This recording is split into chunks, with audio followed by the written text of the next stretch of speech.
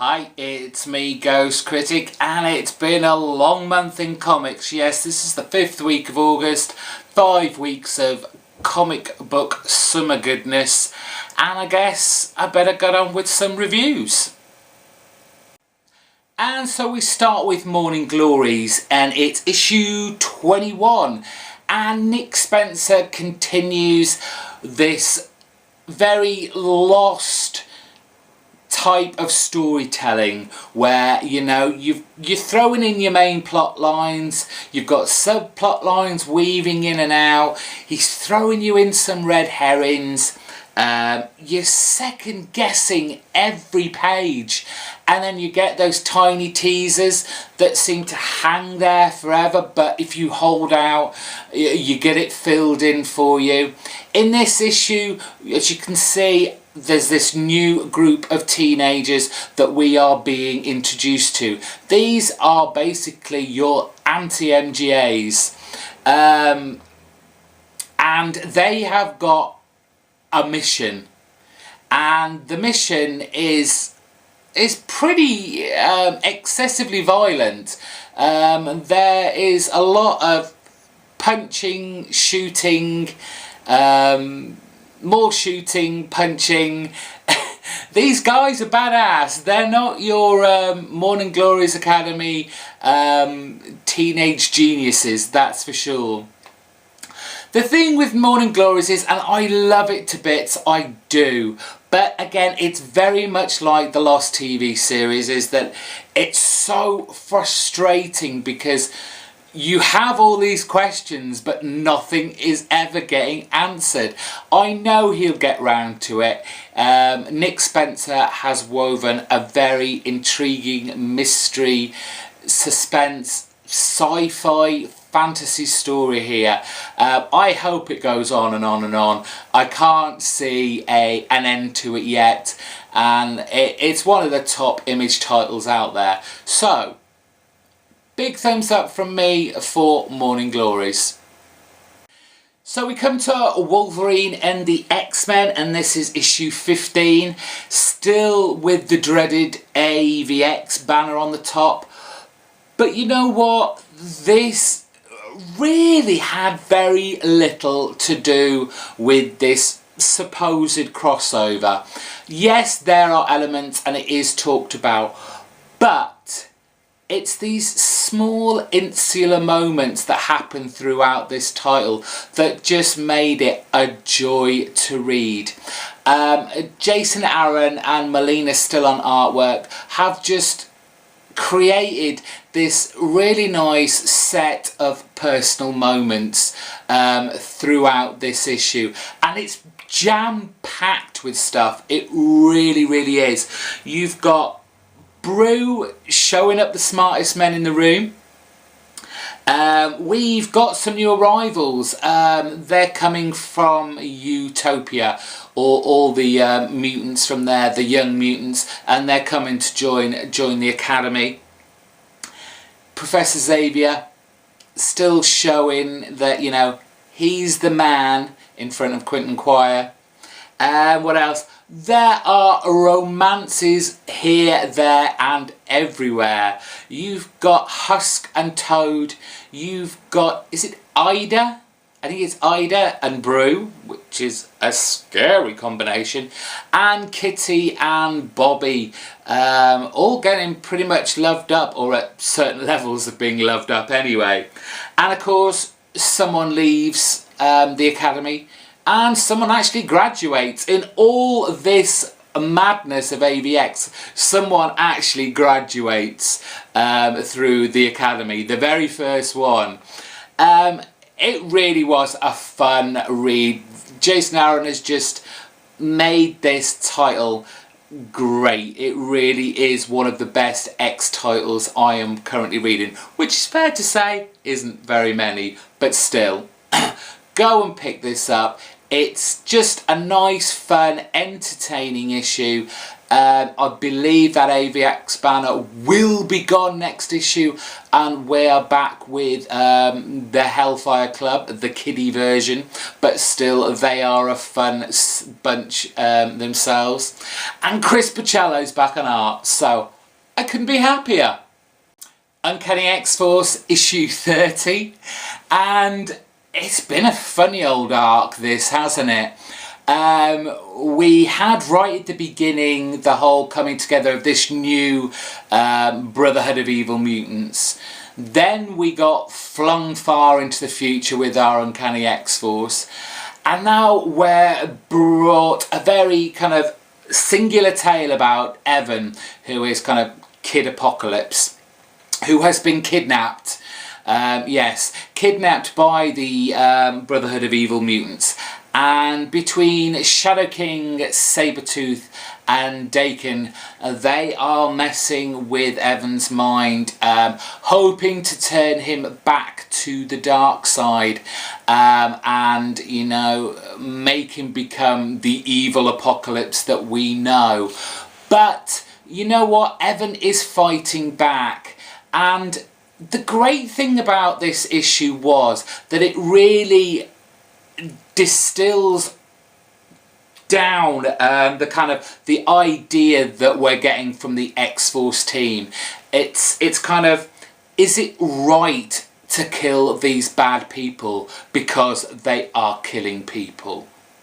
We've had this concurrently running through from the very beginning when Phantom X first killed the Apocalypse, and then you've had, I mean, Wolverine slices and dices everyone he meets, and then you had the whole Angel Warren killing people, and it's just a very cleverly told story by Remender.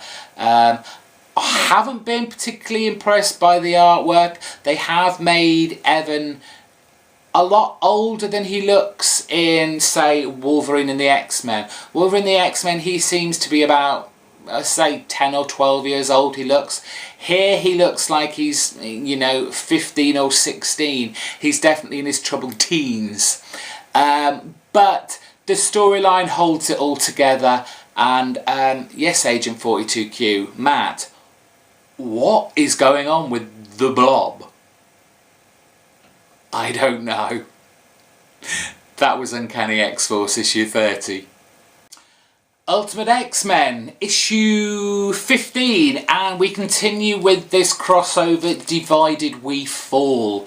Now, I'm not picking any other Ultimate stories up, so I don't know how far-reaching this storyline has been and how it's affected, say, Ultimate Spider-Man and the Ultimates. There is, I guess, slightly a crossover here because this title is bookended by the appearance of Nick Fury. But it is, for the majority of it, Brian Wood continuing his personal tale of Kitty Pryde's kind of private mutant revolution. And it is in this issue that she kind of realises and comes to terms that, you know, if you're going to take the fight to the actual doorstep of your enemy, just don't expect them to just put their guns down and surrender. There's going to be bloodshed. People are going to die. And this is firmly shown to her by a couple of her fellow teammates, James and Bobby. It's been, Brian Wood has seriously turned this title around. It's a shame Nick Spencer just couldn't find his groove on this title, but Brian Wood knows what he's doing with these characters, and I'm excited to see how much further he can push this Ultimate X-Men universe where, yeah, sure, mutants have always been, you know, hated and feared, but to this extent, I'm very excited to see what Brian Wood's got for the future on this title. Firm favourite. And so we're on to issue 12 of Justice League, and yes, it's that kissing issue. Only joking. But before I get to the kiss, I'm very conflicted with this issue. I think it was a great issue. There was a lot packed into this story. Not only do you have kind of like bringing down Graves and the kind of the consequences and the cost that happens through that, but you see them finally working as a full team, relying on each other, working with each other. You have the kind of almost heartbreaking scene between Wonder Woman and Steve Trevor, in his hospital bed, and the kind of tough love talk that Wonder Woman has to give him. And I suppose this is kind of a get out now for Steve Trevor to lead this title and go on to running the Justice League of America title that's coming next year. Not quite sure what I think about that yet, but I'm sure I'll have some thoughts about that very soon. But it is this age-old kind of concern and overused storyline, the fact that they've just saved the world from Graves and what he was about to do.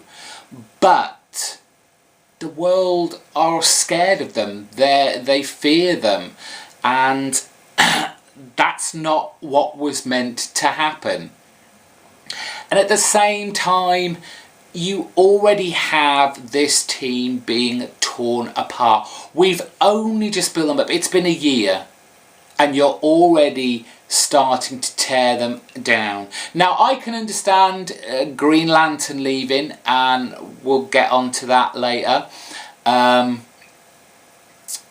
But already in the kind of preview of what's to come in the back, you're already seeing a divide in the team.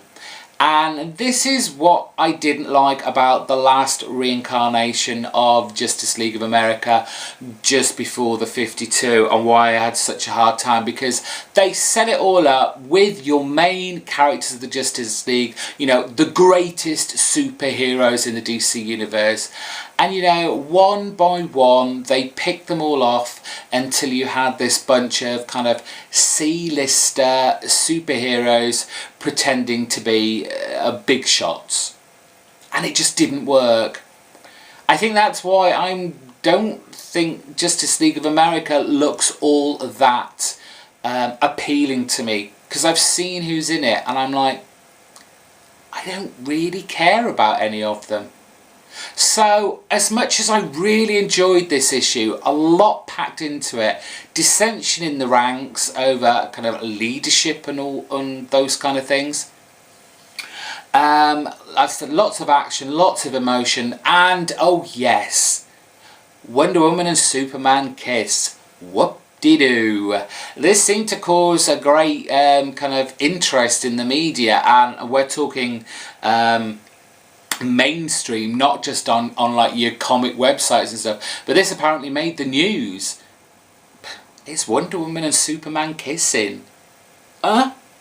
And so we have the first of two of the DC annuals I picked up this week, and we have Batman Detective Comics Annual number 1.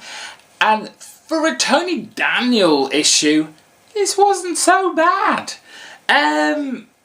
It's Black Mask, and he's escaped Arkham. This apparently all happened while the Night of the Owls was going on, and he's been kidding everyone. He's still in there in Arkham, but actually he's been out in the world trying to put together this false face society. Now, I don't know a great deal about Black Mask. The last time I read him in a Batman comic, that I read was in War Games when he tortured Stephanie Brown. That is the same Black Mask, isn't it? So I don't really know much about his background, who he is, what this Black Mask is, what its powers are. But in the Bat universe here, there's someone else who is after that Black Mask too. And we have another of Batman's famous rogues gallery, and that is the Mad Hatter making a appearance. There's been more than one Mad Hatter knocking around, hasn't there? The story is okay, but it's very generic of a Batman tale. Setup, detective work, battle, denouement, and there wasn't even really a repercussion at the end of this, though there was an interesting panel towards the end when Batman, well, a series of panels when Batman picked up the Black Mask. Now, I don't know if anyone, again, am I reading too much into this, but it almost looked like he peered through the mask, and the mask is a bit scary and does things to you. So is this going to have repercussions in Batman's future? I don't know. It was just a little thing that I picked up on, but for an annual, it was a good read, kept me entertained. It was a comic book. And so we finally come to my pick of the week. And I'm very, very surprised that this has finally been given that award, because I don't actually think I've ever given this book, this title, a pick of the week since it began. It is a DC title. It is an annual. And if you're a loyal viewer of mine, you should pretty much know what I pick up, what annuals came out this week, and what could potentially be pick of the week. Oh, let's get on with it. It's Green Lantern issue 1, and my God, this is what I've been waiting for. After the slow burn of a storyline for the last 4 or 5 issues where I've just been like going, I'm going to drop it, I'm going to drop it. Jeff Johns does me proud. Oh, I had tingles just like when Blackest Night started.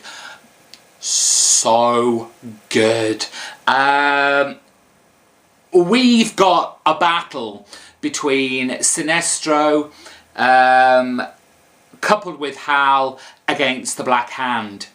And, you know, it's one of those kind of Hal and Sinestro look as if they're about to win, and then Black Hand gets some help from an unlikely, well, I say an unlikely source, but he gets help and defeats the two of them. You have the Guardians going and opening the Chamber of Shadows, where we meet the first Guardians, the first Lantern. The guys, I love it when the Guardians have a big ruckus. They battle and they fight. They are mercenary, and it's just such fun and exciting to watch. I love it when those guys start kicking ass. You do get the death of 2 Green Lanterns, not just 1, 2. And by the end of it, there's the prologue, which is so creepy, so crazy. You do realise from this point on the depths of madness that the Guardians have got themselves to, that this is their final solution.